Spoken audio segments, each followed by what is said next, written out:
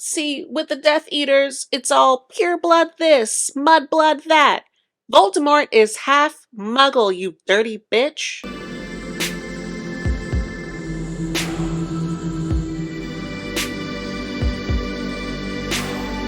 Hi, welcome to Ashburg, and in this week's video, we are actually continuing with the Harry Potter series. So last year, I actually started a series on my channel where we were going to read each of the Harry Potter books together. Not only read the books, but have really in-depth conversations about the characters, the plot, everything to do with it. Just a really fun way for me to get all of my thoughts out on the series. Snape is trash.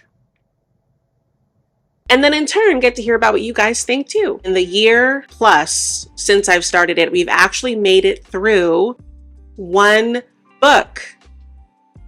But we're going to fix that. I will link the first video where we read Harry Potter and the Sorcerer's Stone down below in the description box so you can catch up to where we are now. Because in this video, we're actually going to go ahead and read Harry Potter and the Chamber of Secrets, which is the second book. Before we continue, I think it's important for you to know that this series will contain heavy spoilers because I really want to talk about everything. So if that's something that's important to you, go read Sorcerer's Stone, then Chamber of Secrets, and then you're ready for this video. But that's where we are. So, Harry Potter and the Chamber of Secrets by Cher. The Dursleys were so mean and hideous that summer. Listen, the Dursleys, no. Let's wait for the vlog. All Harry wants to do is get back to Hogwarts. But just as he's packing his bags, he receives a warning from a strange, impish creature named Dobby, who says that if Harry returns to Hogwarts, disaster will strike. And strike it does, because Harry has a whole new host of problems when he finally does get back to Hogwarts. We've got Gilderoy Lockhart. We've got Moaning Myrtle.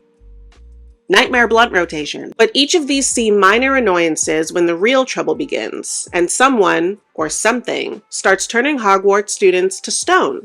I said that line a little too peppy. Turning Hogwarts students to stone. Could it be Draco Malfoy? Ew. Could it possibly be Hagrid, whose mysterious past is finally told? Or could it be the one everyone at Hogwarts most suspects? Harry Potter himself. And so that being said, please enjoy the reading vlog.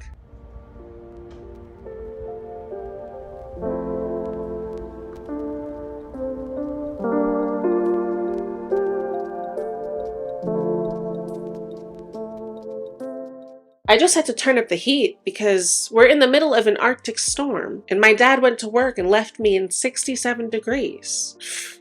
He's trying to flush me out, but I put it up to a nice and toasty 70. And we've also read 3 chapters in Harry Potter and the Chamber of Secrets. So let's discuss what we've covered so far. Unfortunately, we will have to start these vlogs with me cussing out the Dursley family. I just don't see why you would treat a little boy this way. I just don't get it. I don't get it. I don't get child abuse. Harry isn't even a bad kid. Like, they have spent Harry's entire life absolutely despising him just because of who his parents are. And he has still grown up to be such a sweet, selfless, kind little boy. And there's nothing inside of Petunia or Vernon that's like, hey, you know, he's grown up at this point. He's such a sweet kid. He doesn't ask for much. All he wants is clothes and a scoop of ice cream. We could at least just be a little nice to him, just until he turns 18 and we get him up out of here. But no, their commitment to the bit is astounding.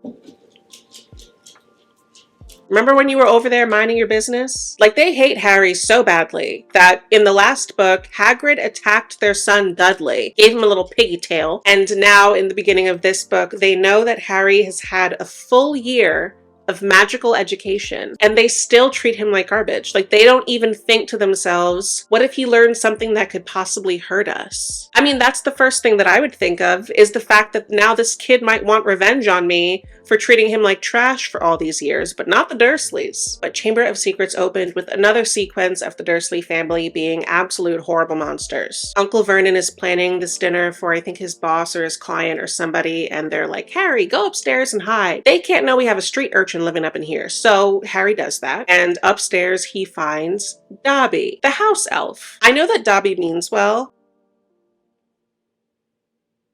but he's annoying. Like, his whole thing right now is that he wants to protect Harry. He gives him this warning saying that, like, please don't come back to Hogwarts. It's not safe for you there. Harry, rightfully so, is like, do you see those 3 people downstairs? I have to go. But Dobby's not trying to hear that because he's so protective of the great Harry Potter. So if you'll remember, his way of trying to convince Harry that Hogwarts isn't the place for him is that he's been hiding Hermione and Ron's letters from Harry for months now, which has obviously only aided Harry's, like, depression. And it was Dobby. And now Dobby's here like, you want to go back to a school where you have no friends? I tried to make you as suicidal as possible this summer.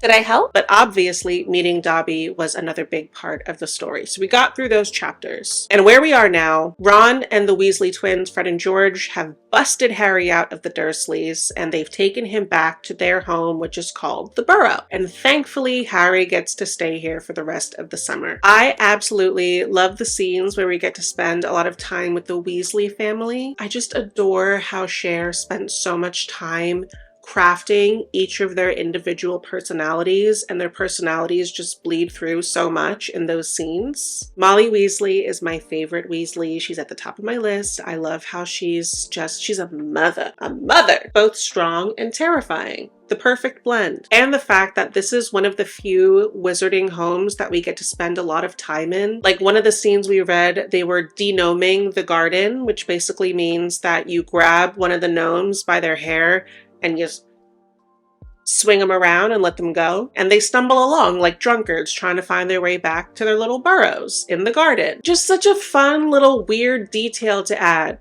about denoming the garden. I love it. I love seeing all of the little things that make up this very vast wizarding world. That's my update for now. I'm gonna cuddle up in on my 70 degrees and read the next 3 chapters, and then we'll have another reading update. Maybe the next 4 chapters or so. See you soon.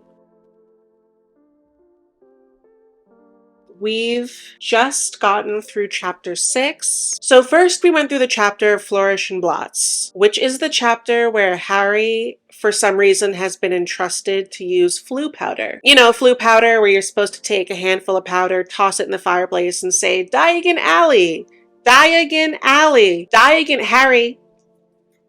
Are you paying attention? In the movies, he goes, Diagon Alley.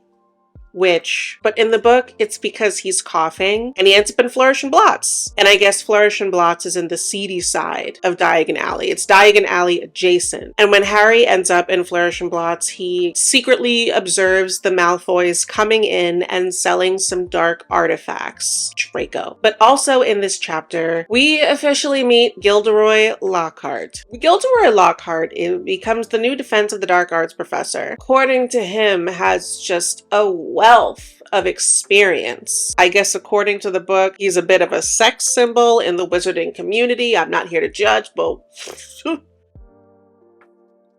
also in this chapter, which was one of my favorite scenes so far, when they're all meeting Gilderoy Lockhart for the first time, Lucius and Draco roll up on Harry and the Weasley family and Hermione. And Lucius does what he does, and he's making fun of the Weasley family and how poor they are, which is, I guess, a running joke in the Malfoy family. But in the movies, Arthur Weasley is very, like, above it, being like, we can rise above what the Malfoys have to say. In the books, Arthur puts the dukes up. He tackles Lucius to the ground and they grapple in the store, which is much better. I would have loved to see that represented, because the best way to deter a Malfoy is to whoop his ass. But that was Flourish and Blots, which was chapter 4. And then we had chapter 5, The Whomping Willow. Now, I cannot believe that Harry and Ron thought that because the portal of 9 3/4 was locked to them, that rather than just wait for Mr. and Mrs. Weasley to find their way to them, they decided to take the flying car. Why would you do that? How old are they? 12? You thought you would take the flying car? They're standing there and Harry's like, oh, your mom and dad. And Ron's like, no, we have to take the car. They can apparate back home. We could just take the car. Ron, they came in a car. They're going to leave with the car. What are you talking about? Car there, car home. They're not just going to forget about the car. Would you take a car to a grocery store and then take the bus home? You were going to get caught taking the car pretty promptly. And mind you, earlier in the book, Molly was mad that Fred and George took the damn car to go break Harry out of an abusive family situation. And we thought she was going to be understanding of you taking the car to go to school. Harry and Ron take the flying car to school. The Whomping Willow whomps, and they obviously get in a bunch of trouble because Muggles saw you in the flying car. My mental state is already on the edge. If I saw a flying car, do you know what you guys did to people? But that was the Whomping Willow chapter. And in chapter 6, titled Gilderoy Lockhart, we had more goddamn Gilderoy Lockhart. This is when we really start to see that Gilderoy is obviously a fraud because he doesn't have any idea of what he's doing, which does beg the question how he got a job in the first place. I know Dumbledore is supposed to be extremely smart. I have to assume that he's not involved in the hiring process at this stage because what is your, like, why would you bring this man here? Who's checking resumes? Also, another scene that made me really laugh in this chapter is on the first day of class with Gilderoy Lockhart. He gives everybody a pop quiz that's all about himself, and Hermione gets every question right. Stand up. You are supposed to be a young girl of intelligence, and this man is 40. We need to redirect her. Quickly.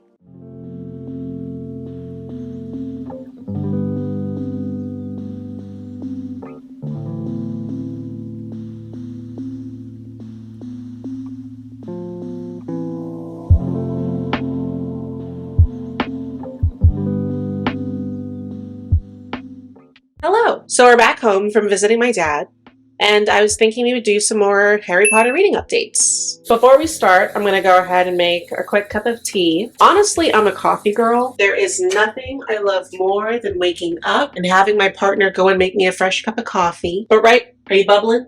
But right now I'm being tested for just like a potential heart issue condition, something. It's not that serious, something mild, hopefully. I'm off caffeine and alcohol.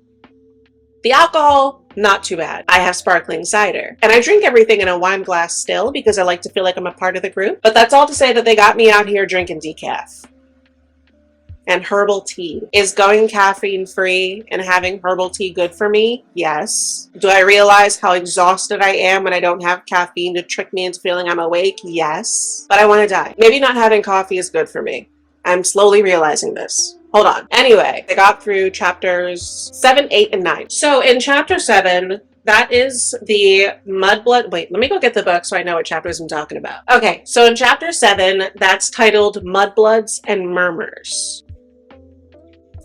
Yes, so Harry is now back to Quidditch practice, and they find out that Draco Malfoy is the new Slytherin Seeker. But that's honestly not even the most important part. The most important part is that Malfoy calls Hermione a mudblood, aka because she has muggle blood in her family. It's considered dirty blood to pure blood wizards. Lemon ginger. But judging from the reactions of the other characters who are there when he says it, it's a really serious thing to say. Mudblood?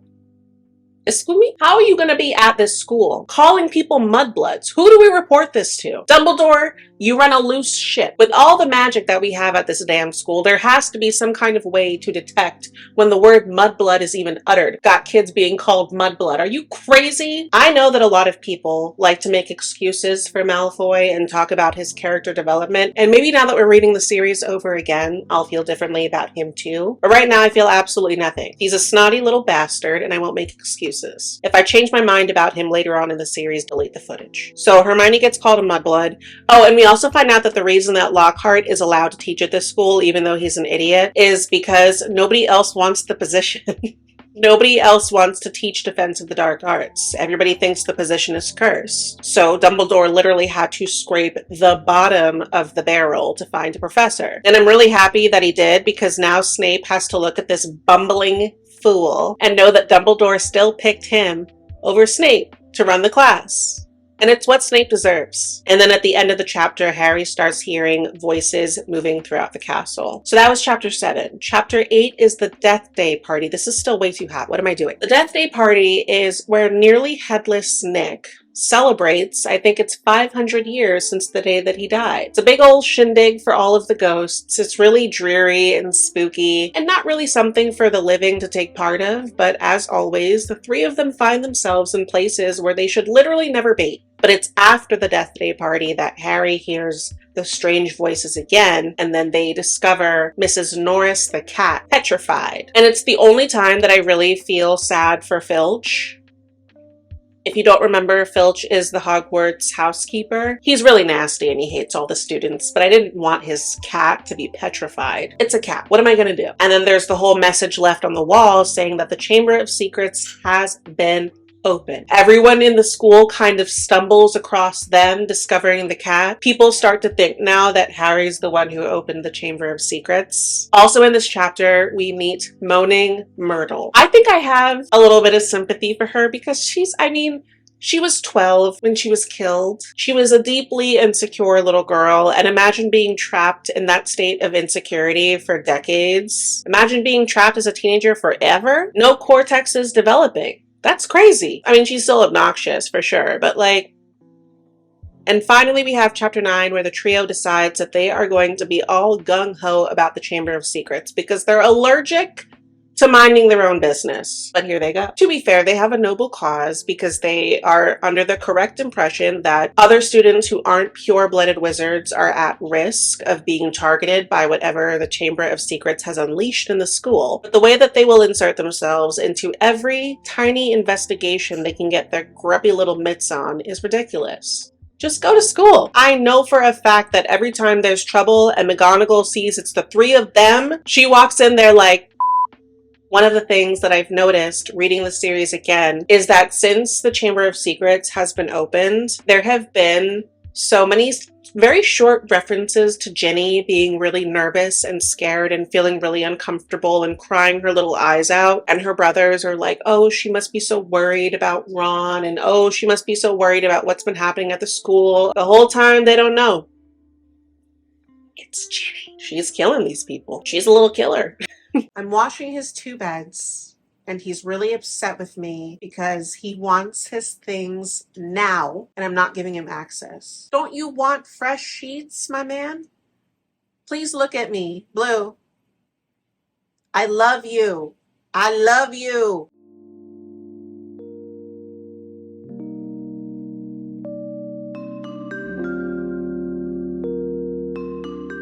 We read through chapters 10, 11, 12, and 13. So chapter 10 was the Rogue Bludger. Yes, my dust jacket is off. If you see my book walking around my apartment naked, stop minding its business. It should feel comfortable in its own home. Harry and Slytherin have a Quidditch match. It's the first match that they're playing against Draco as the new Seeker, that little...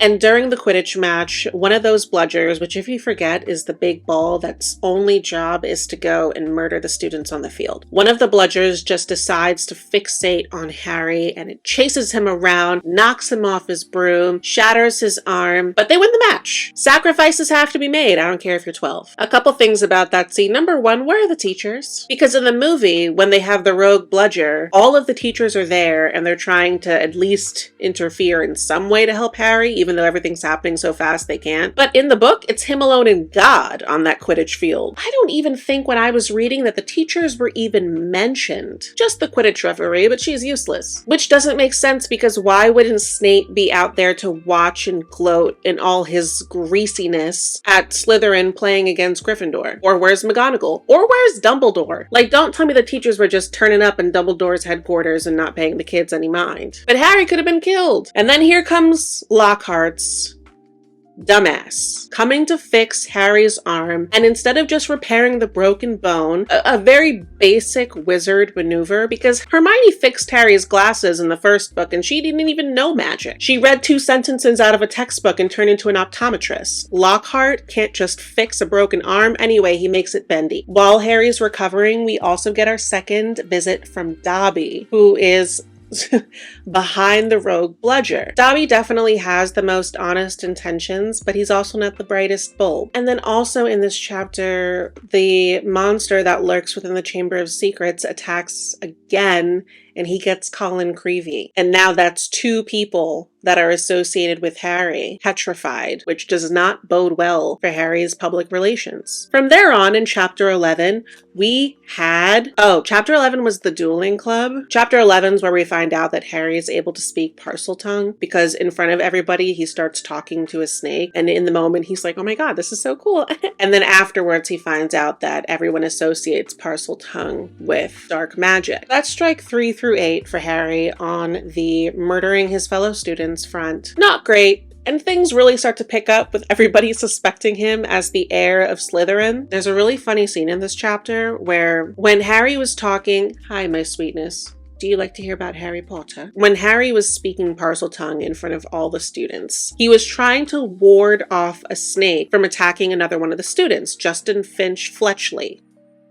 But apparently, I guess in the moment, it sounded like he was egging the snake on. So now everybody thinks that he has this grudge against Justin. And now Justin's literally hiding from him. He's hiding up in his tower because he's scared that Harry's trying to kill him. And probably sending out like frantic letters to his family saying, hey, Harry Potter's trying to kill me. Can you please come pick me up? Which, I mean, Harry always has something going on at the school. You know, he can never just be a student. So I don't know what to tell him. In chapter 12, we have, the polyjuice potion. First of all, Harry goes to talk to Dumbledore for the first time because Dumbledore's doing like a little check-in, like, hey, how you doing? Everybody's saying that you're killing everybody else. What's going on? Do you have anything to tell me? And Harry, who can speak Parseltongue and who also keeps, mind you, hearing the voice from the invisible being that's creeping around the school talking about how hungry it is for the students' blood, Harry says nothing, not a peep. Explain that, Harry. Dumbledore's on your side. He's always been on your side. Think of the students you could have saved if you had just been a little more forthcoming with Dumbledore. Then again, think of the students that could have been saved if Dumbledore had just been a little more forthcoming with Harry. Harry fumbles it. Harry, Ron, and Hermione take the polyjuice potion. Harry and Ron look like Crabbe and Goyle. They turn into Crabbe and Goyle and try to maneuver some information out of Malfoy to see if he's the heir of Slytherin, which of course he's not. But we do find out, however, that the hatred of Muggle-born wizards runs deep in the Malfoy family. He has a lot of really vicious stuff to say. I mean, he's in the common room cheering on the deaths of the Muggle-born students. Like, okay, fine, we get it that your family loves pureblood wizards or whatever, but these are like your fellow students, the people that you see every day. Not even a little tiny, teeny drop of empathy inside of you. Listen, I hate Draco. And the way that he tosses around that mudblood word is crazy. Where is the guidance? Where's the student leadership? Where is the discipline? Dumbledore, forget about Voldemort.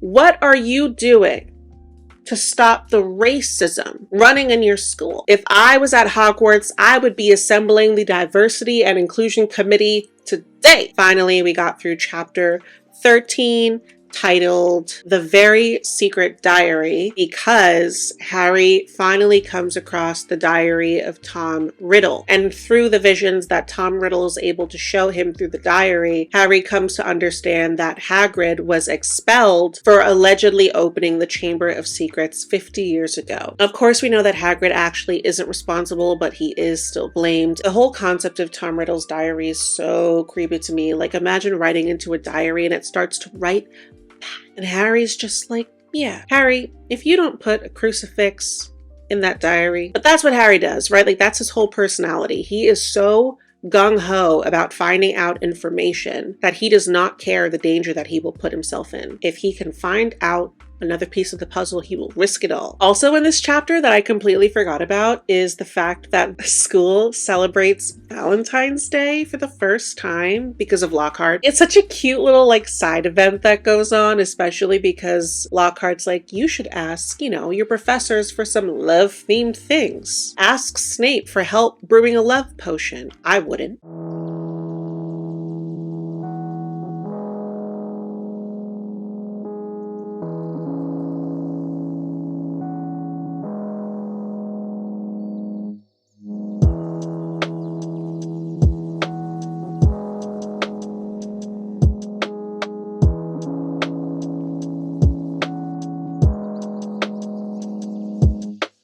So we're actually about to go ahead and finish up Harry Potter and the Chamber of Secrets together, which I'm so excited. I just got through chapter 14, which is titled Cornelius Fudge, and things are dire. Someone tore apart Harry's room to get Tom Riddle's diary. His quills, his robes, his books were all on the floor, had all his business out there in front of his friends. So the diary is gone. That's bad thing number one. Bad thing number two is that Hermione figured out exactly what was going on and ran off to the library without giving the boys an explanation as to what she was looking for. An hour later, they find her petrified along with an older Ravenclaw girl. Bad thing number three is that the Ministry still thinks that Hagrid was responsible for opening the Chamber of Secrets all those years ago, and therefore think that he's behind the current attacks. And even though Dumbledore advocates on his behalf, it's not enough, and Hagrid will temporarily be placed in Azkaban. No proof, nothing to suggest that Hagrid was involved in any way.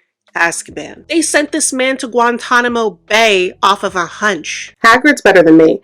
If I'm gonna go to Azkaban, and I'm half giant, I might as well pop Cornelius like a grape. I'm going to jail for something.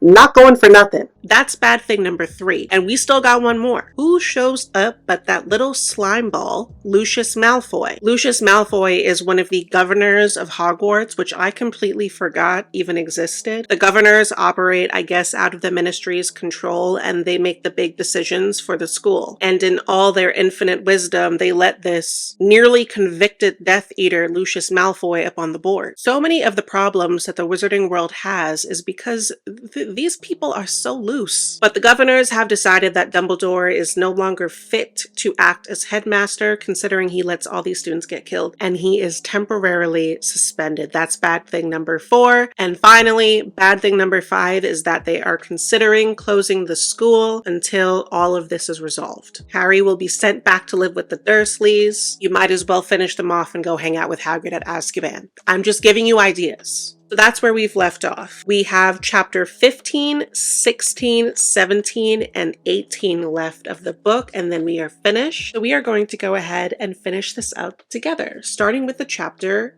Aragog.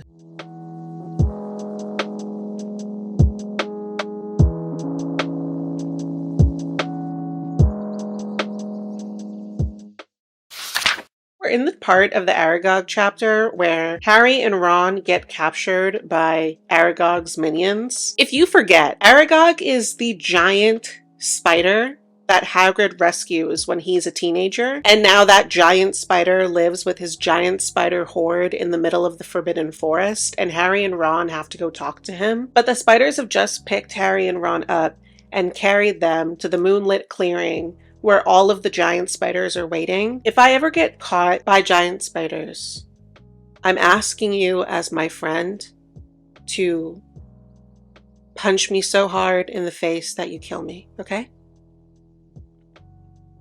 Okay? This is my nightmare. So from Aragog, we found out that whatever lives in the Chamber of Secrets, the spiders are terrified of. So are we team the monster in Chamber of Secrets? No. Well. Anyway, Aragog then promptly gave the order for his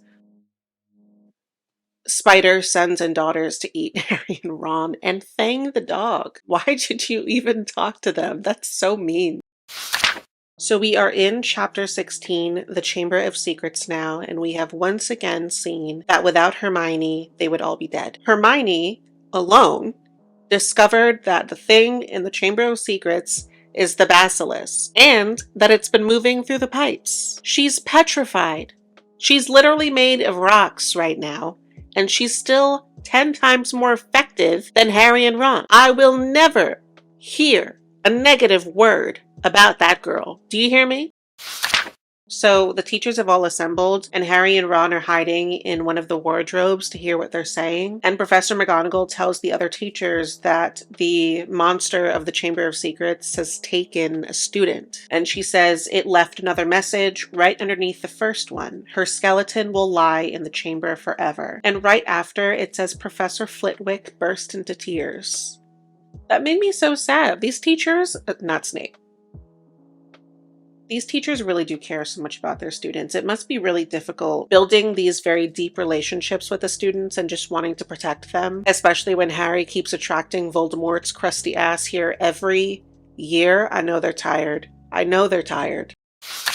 Also, in case you forgot, the student that was taken was Ginny Weasley. We just read the scene. I just read the scene where Harry and Ron go to confront Lockhart because he's the defense of the dark arts teacher. So he's supposed to be defending from the dark arts, and he's running away, which is already cowardly and basically admitting to leaving Ginny to die. And obviously we knew that everything that he wrote in all of his books that he is so proud of was fake. What I didn't remember is that he actually finds people who've done the amazing things that he's claimed to do, ask them about how they did it, and then he puts a memory charm on them to make them forget. He's such a villain. And now Harry and Ron have taken him hostage. They're taking him down to the Chamber of Secrets, whether he wants to see it or not. They're very serious in this book. Ooh. Okay, no. They found the entrance to the Chamber of Secrets, and they have control of Lockhart. Now is the time to take his ass to Professor McGonagall, explain everything you found out about Lockhart, tell them that you found the entrance to the Chamber of Secrets, and tell her all the information you know. But they just opened up the Chamber of Secrets, and Harry was like, well, I'm going down. And Ron, of course, was like, me too. They have once again found themselves in a stupid situation because they can't just be 12. Lockhart dived at Ron. So to his list of lying, thieving, flirting with teenage students, you can add to the list beats up students. Oh my god, Harry got separated from Lockhart and Ron, and now he has to go into the chamber by himself. I've read all of this before, but it feels like I'm reading this for the first time. Why is it always him by himself?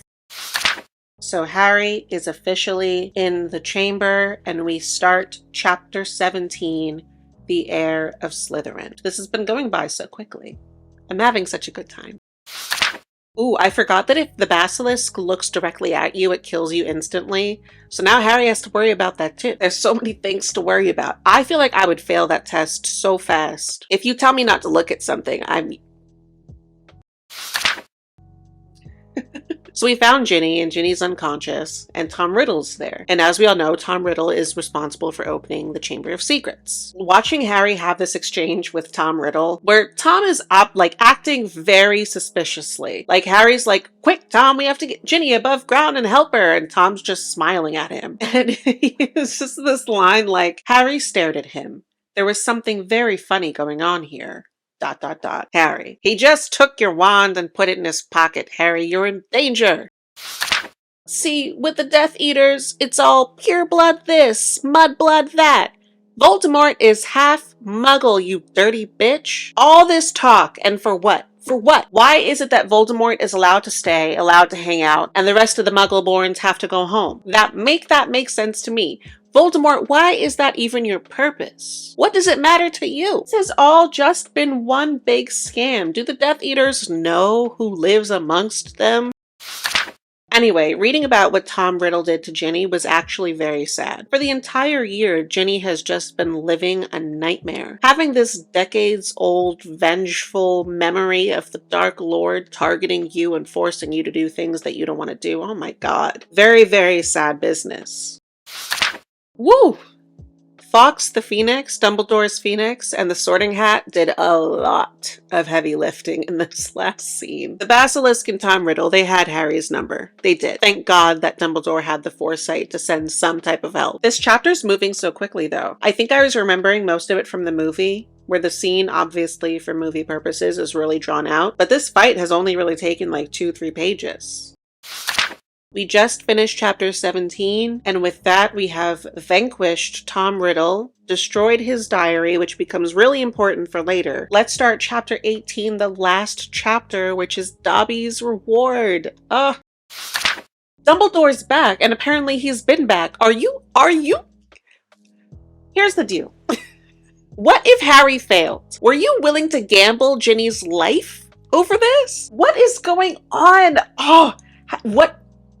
When I first read these books, I thought he was so cool and chill and so smart and wise. What is going on? How much does he know? Did he know that all of this was going down underneath the school? I know you said the bird and a hat sitting in McGonagall's office with Mr. and Mrs. Weasley, whose child has been abducted by the monster in a secret chamber, smiling in their face knowing that downstairs a 12-year-old boy might be saving her life with a hat and a bird. Oh, Harry's finding out now for the first time that when Voldemort attacked him, he transferred some of his own powers to Harry. So there's a piece of Voldemort inside of Harry now, which has, of course, massive implications for the future. And Harry has just helped to free Dobby. Dobby is a free elf. And that is the end of Harry Potter and the Chamber of Secrets. I'm pretty sure this vlog is going to be very long, so I do sincerely appreciate you guys for sticking with it as long as you did. These Harry Potter videos are just so much fun for me to make. I love getting to sit down and talk to you guys about all the little nitty-gritty details that make this series so special. Like I said, we'll be finishing up the books throughout the year. So next we will have to tackle Prisoner of Azkaban. Please down below, let me know what your thoughts are. Any of the characters, any of the plots, or even Sorcerer's Stone if you just remembered something as we were watching. That being said, thank you so much for visiting Ashburg. We were so happy to have you, and we hope to see you again very soon. Bye!